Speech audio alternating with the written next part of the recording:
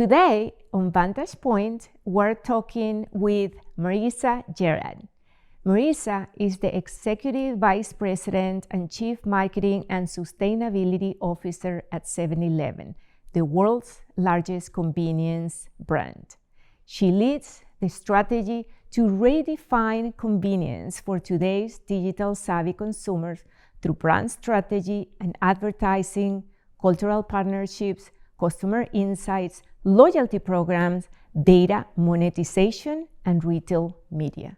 Her expertise extends to personalization in store marketing, corporate communications, visual identity, and communications across all medium. In January 2023, she expanded her role to include responsibility for the company's government affairs and ESG initiatives, furthering 7-Eleven commitment to responsible and sustainable convenience. Marissa has extensive food and beverage knowledge and marketing expertise, having held multiple senior and marketing and general management leadership positions at PepsiCo and Dean Foods companies, and she has successfully led some of America's favorite brands, such as Lay's potato chips and Cheetos snacks, among many others, to profitable growth and increased brand equity. She has been named twice to Forbes' global list of the 50 most influential CMOs and Ad Age 2022 Global Leading Women. She was inducted into the Path to Purchase Institute's Hall of Fame and also recognized as a top woman in grocery by Progressive Grocer, as well as a rising star by the University of Texas at Austin McCombs School of Business Hall of Fame, as a 40 Under 40 Brand Innovators, and last but not least, CMO of the Year by the Dallas-Fort Worth American Marketing Association in 2023. Marissa, welcome to Vantage Point. Thank you for having me, Yvonne. So let's start with, I'm very curious about that duality that I know you for. You have a background in marketing and in finance. You have been trained in very analytical marketing in companies like PepsiCo, for example, but you have a creative side as well. And I'm curious to know, and I'm sure everybody watching this is also curious to know how you balance those, your right-brained and left-brained, and to get to the innovations that you just bring to the companies that you work for. And also what drives you and what motivates you in that innovation, in that process toward innovation? Great. Yeah, it's true. I do consider myself a whole-brained thinker. And when I first took my first internship in marketing many years ago, I pinched myself because I thought, I cannot believe this is a job that I can get paid to do. And upon reflection, I realized the reason why I was so happy and why I was so, stimulated and interested and engaged was because I was utilizing both parts of my brain. And so maybe it would help just by way of background to explain. I started off my career with an undergraduate degree in finance and Spanish, and I went to work in the corporate finance side of the telecom industry. And I did that for several years, and I realized that while I could do it, I didn't really love it. And doing something that I love is important to me. And so I realized that I needed to go back to business school and really make a kind of a pivot, a career pivot. And about a year before I went back to business school, this was in the turn of the millennium, I was fortunate enough to start a web design firm with 3 friends. Oh, wow. So you have been an entrepreneur as well. I have been an entrepreneur as well, yes. And my role in that venture was to really kind of run the business, establish the business, and pitch business to new clients. And part of that learning for me was realizing how much I enjoyed driving the business forward and understanding what is it that our customer needs that we can deliver on. So that kind of planted the seed for what would become a marketing focus. When I was in business school, I chose to specialize in marketing and really fell in love with consumer behavior as well as brand management. And I think I mentioned my internship in business school was actually a product innovation role where I ended up pinching myself every day, loving what I was able to do. As I've grown in my career, I think what it's helped me do as a marketer is link the marketing objectives, which are really designed to change consumer behavior, right?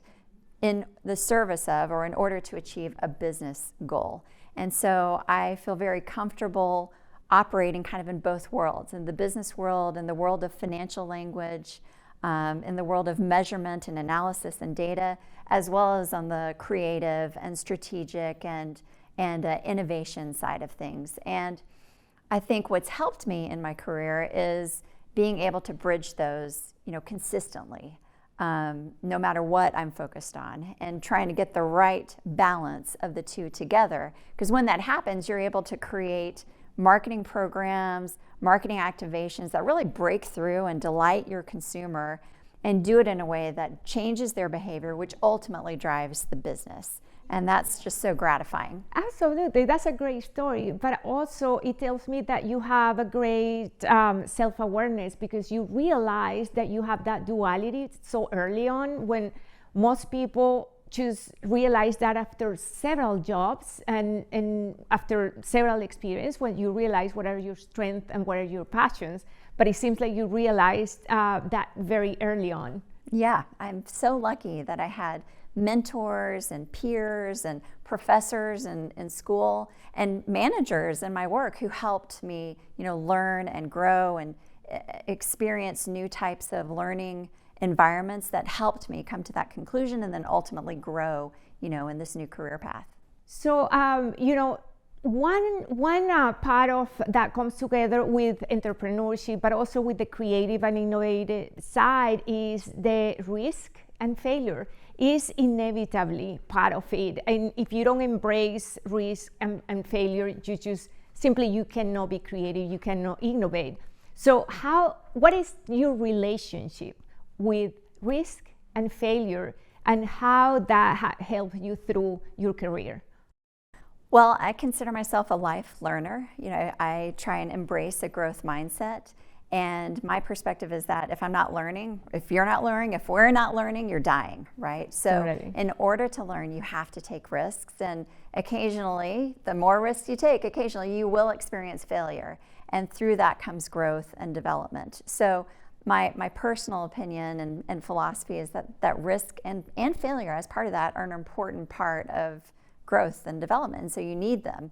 Now, that said, I think you have to be able to evaluate risk and develop a plan B or a fallback plan. So if you do take a risk and for whatever reason it doesn't work out, what are you going to do in that situation? And I think it's important to assess the different types of risk and levels of risk, because your response should be commensurate to that type of risk and the level of risk. So it kind of depends, right? And I'll give you a couple of examples. In business, for example, I know many marketers utilize a model of a 70-20-10 approach to our media investment, where 70% of our media investment is designed to be kind of a blue chip stock, right? We want the dollars that we invest in those media channels to pay back at a consistent ROI, and we challenge those dollars to pay back the entire media budget, right? And then some, because we want to deliver incremental value to the business. 20% of our media dollars are designed to invest in scaling innovations or partnerships that we've tested, we've seen some positive results, and we really want to blow them out of the water. 10% of our investment is designed to invest in very innovative, very emerging, in many cases untested parts of the media ecosystem, where we can learn, where we can potentially be first to market with something that helps us build credibility and differentiation in the market, and also could fail and not do anything. And that's the model that you follow in 7-Eleven? Yeah, and then personally, I'll give you a great example personally. When I left PepsiCo, I joined a smaller organization. It was a risk for me from a professional perspective. Mm-hmm. What if it didn't pan out? What would I do? And you get into all sorts of considerations there. How will I support my family? What will this mean for my, future career prospects, et cetera? Well, in partnership with my husband and also with so many of my mentors and friends and colleagues, I was able to suss out, well, what would my plan be if it didn't work out? How would I move forward? And that gave me confidence to make the decision, to take the leap, and ultimately it's been a really great experience. You know, in my experience, when you know an entrepreneur that have been going from corporate America to entrepreneurship, they are also intrapreneurs. Do you consider yourself an entrepreneur? Do you explore new territories within your current role, new innovations within your company, etc.? I think so. Yeah, I mean, I feel like marketing in general is responsible for driving growth. Mm-hmm. And to drive growth, you have to be thinking differently. You have to be transforming things. You have to be disrupting, you know, in a positive way, the business so that you can generate that growth. And to do that more and more as a marketer, you're being asked to do more with less. You have to be more efficient. You have to be more creative, more innovative and ingenious in your approach to delivering that growth. And that requires entrepreneurial thinking or intrapreneurial thinking if you're in a big organization. Yeah, absolutely. And 7-Eleven has innovation at the core. I mean, it's a 100 years old brand, but still it was the first one that featured fountain drinks, and innovation is still part of what the organization is. But I have heard you say before that you drive innovation through the lens of a consumer. Any company will say that, and I have seen that not necessarily that's always the case, even though that's the narrative. But from your perspective, what exactly do you mean when you say that you drive innovation through the lens of the consumer? It's really, it starts with the beginning of 7-Eleven. And the beginning of 7-Eleven was in 1927 at an ice house in Dallas, believe it or not, right here in Dallas, Texas. And the store manager realized that his customers were coming into his store on the weekends and asking if he sold eggs, bread, and milk. And they were asking that because grocery stores at the time weren't open on the weekends. And so he saw an opportunity to meet the customer's needs at that point in time. And so it's turned into this mantra for the company to give the customer what they want, when and where they want it. And that store manager ultimately pitched his boss, the founder of 7-Eleven, to invest in some shelving where he could carry these products to see if they would sell, if they would meet that customer need. And fortunately, that risk that he took, that investment that he took, it paid off. Customers bought the products, and that was really the birth of the convenience industry in that moment. And that's something that really informs and infuses 7-Eleven's DNA as an organization. It's led to that innovative mindset that you mentioned with the invention of to-go coffee in 1964, with the invention of the Slurpee, with the invention of 24/7 operations, the self-serve soda fountain and fuel, all of these things. And then even more recently, it's led to more digital innovations, because that's the day and age that our customers are living in. They expect convenience to have digital enablement, right? Mm-hmm. So whether that's our loyalty program, our proprietary 7Now delivery platform, our mobile wallet, our frictionless checkout in our stores, we continue to innovate in ways to meet the needs of the customer. And I would even say from a product assortment perspective, many people do not realize that some of today's most powerful and well-loved brands like Monster, brands like Red Bull, actually launched in 7-Eleven. That's incredible. And when you think about it, like it's a small format channel, an immediate consumption occasion. The barrier to entry is much lower, right? Mm-hmm. You're buying a single item. So of course it's conducive to more trial of new products. And so we have a heritage from an assortment perspective of new innovation. And I even brought one to show you today. Yeah. It's an example. Love to see. It's an example from our private brands business. Yeah. Knowing that the holidays are coming up, this one's kind of a fun and silly innovation, but I'll show it to you. It's the 1 pound gummy bear. That is beautiful and so innovative. and so silly. Now, I get it. There's you a can lot show of, it. Oh, yes, yes. That's beautiful. That's our private brands Love business, which is a great example of an innovative approach.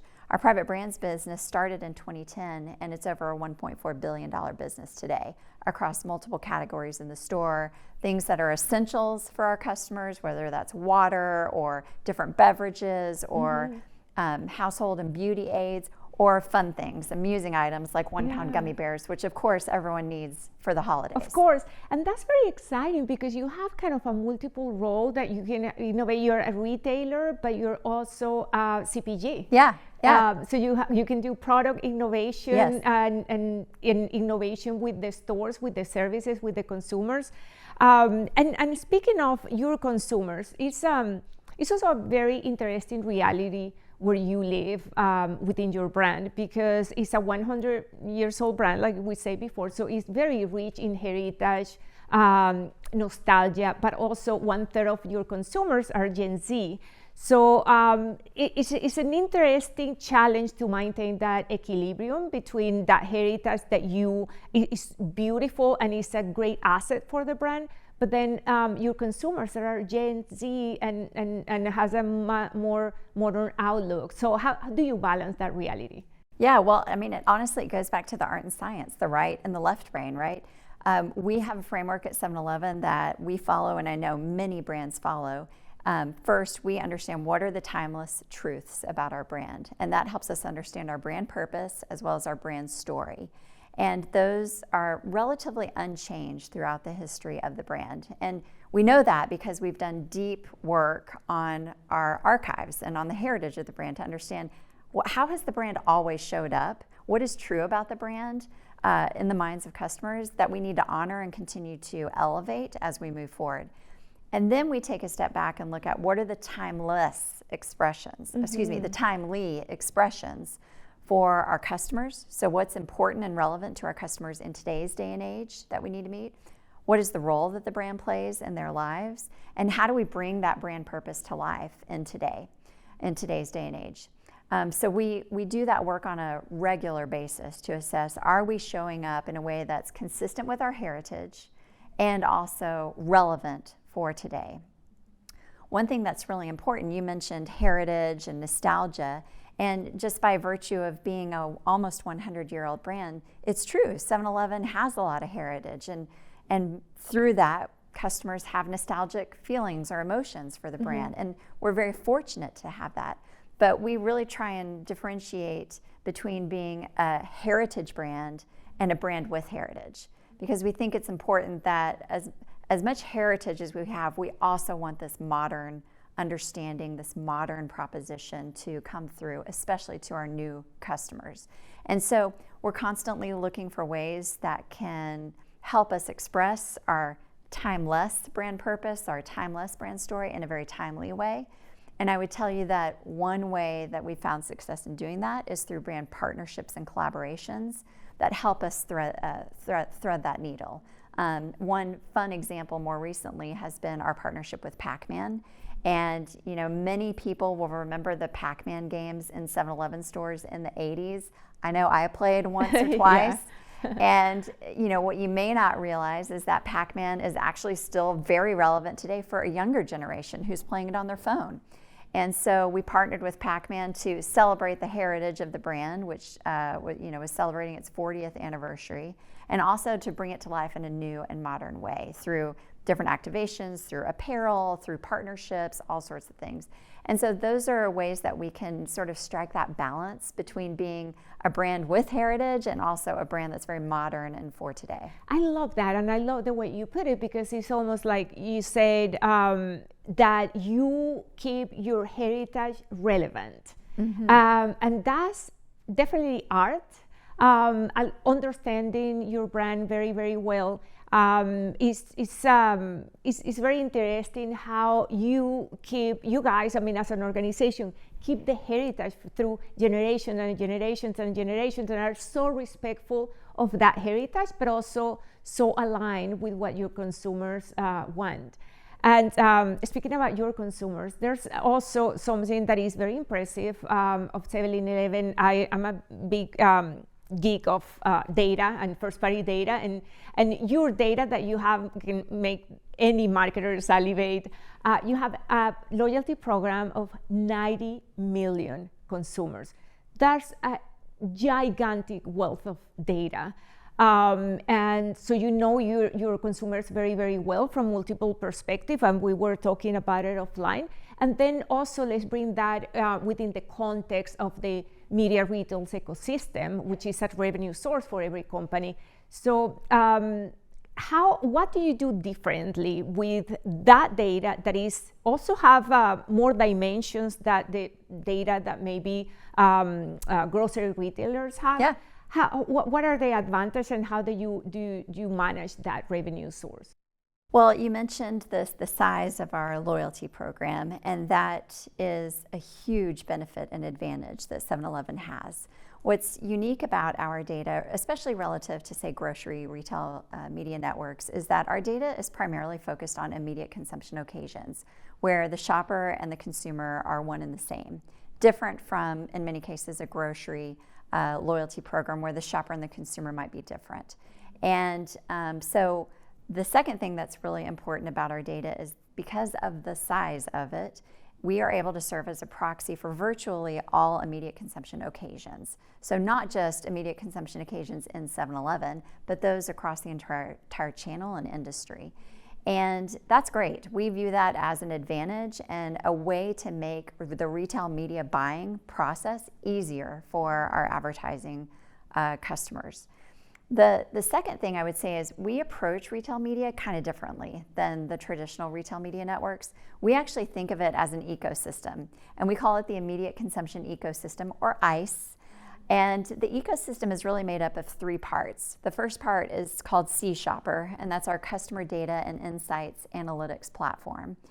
And the second part is called the Brain Freeze Collective, and that's our proprietary customer research panel that's made up of over 250,000 of our loyalty members who can provide quantitative and qualitative input on a variety of research topics at scale, very efficiently, very quickly. And then the third part is the actual retail media network, what we call Gulp Media Network. And Gulp is differentiated not only because of the data that we have, but also our approach to retail media network. Whereas most retail media networks are really hyper-focused on the performance media part of the funnel, Gulp Media offers a solution across the entire funnel.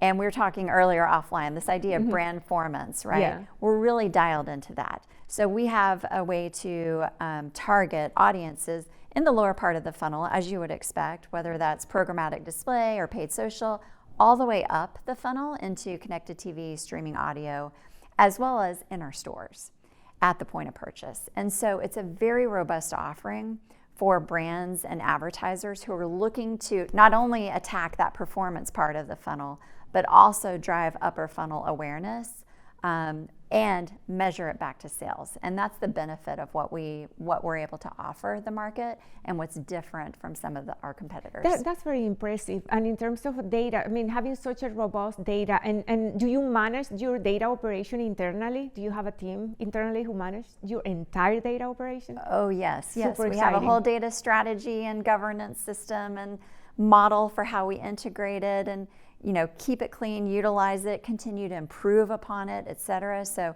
it is a big focus for our organization. I mean, maybe one of the largest loyalty programs in the industry, which is very complex because you have the acquisition and also maintaining the data, but also understanding and activating that data. So it's a gigantic operation. Yeah, I mean, and I would tell you that when I joined 7-Eleven about 4 years ago, we were very data rich, but insight poor. And we have made leaps and bounds strides of progress in the last several years to mature our capabilities in the data space. And we're starting to really see that come to life with our personalization work. So we've accelerated the work we do with personalization, which is a direct benefit to our loyalty members because we're able to understand what it is they want and deliver not only messages, but promotions, product recommendations, messages through mediums that are relevant to them. And we're seeing that manifest in increased sales and better engagement from our customers. So that's another benefit from our data strategy. I'm curious about something. So 1/3 of your consumers are Gen Zs.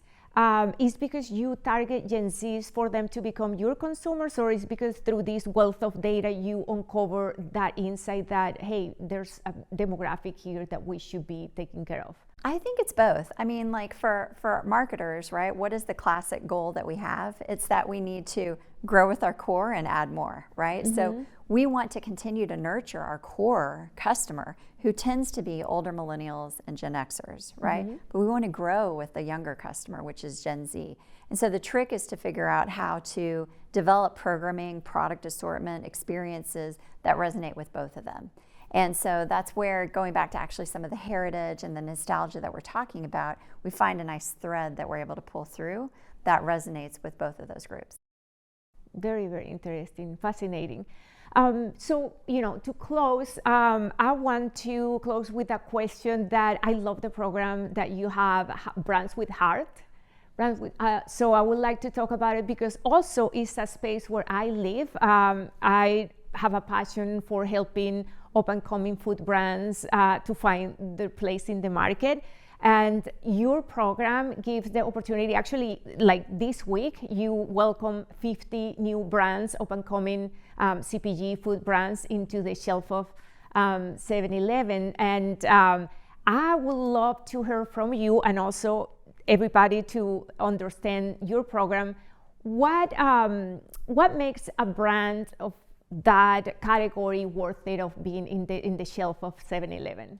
Yeah, so Brands with Heart, you're right. It's our Emerging Brands program where we invite emerging innovative CPG brands to apply to this program. And if they're selected, which we just announced our 5th class of Brands with Heart, 50 different brands. If they're selected, then they will receive coaching and mentorship from 7-Eleven business leaders, as well as distribution opportunities in our stores. And so it's really designed to be a mutually beneficial program, one that gives the brands more exposure to a new channel that they may not already be distributing in, as well as coaching and guidance and feedback and input from a channel that operates differently than probably some of the channels that they're already in distribution.